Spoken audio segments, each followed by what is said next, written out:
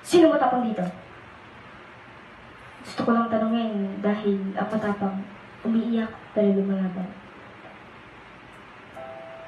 Gusto lang ito ay sinulat ni Bibinging Santa Teresa na magandang pamilyang luhaan pero lumalaban. Simulan natin sa pamilyang puno ng pagmamahal. Tama ka ng dinig, puno ng pagmamahal.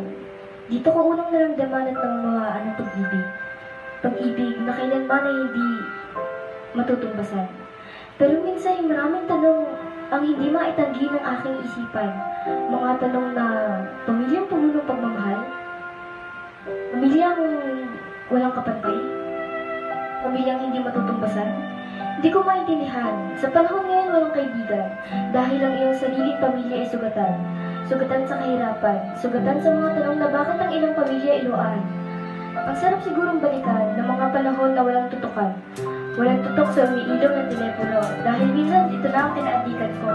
Kaya nga, wala nang pagmamahal dahil tumutok na sa teleponong nakakasira ng pananaw.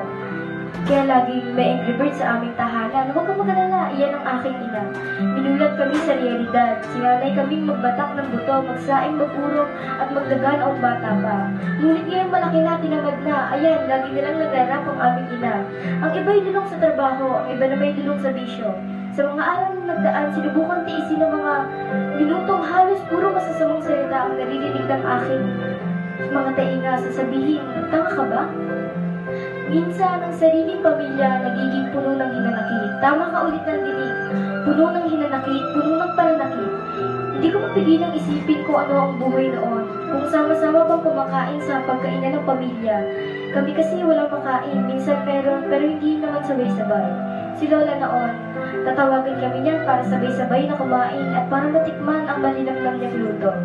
Ang nakakamiss talaga sa pamilya, syempre ang aking lola, ang kanyang walis sa umaga, usok ng siga na iyong maamoy galing sa mga kalat na naipon niya.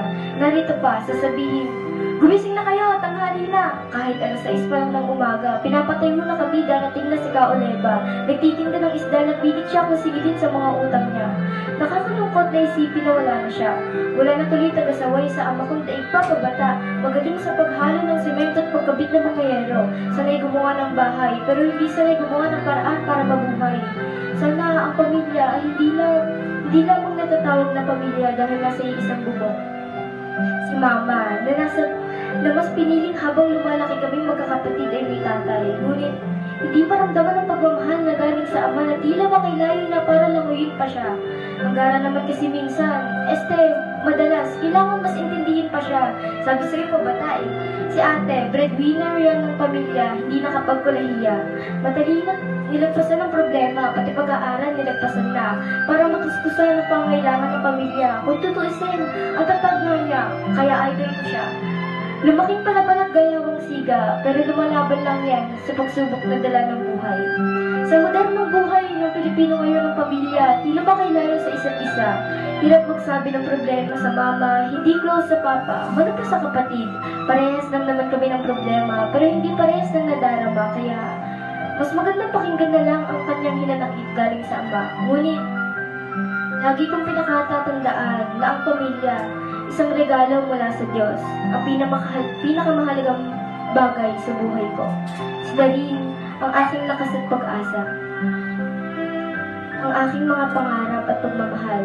Ito pa pala, ang aking pamilya nga pala Kristiyano. Sa buhay, si Kristo ang sentro, kaya matatag ng husdo. Kahit may pagsubok, ako'y tutungo.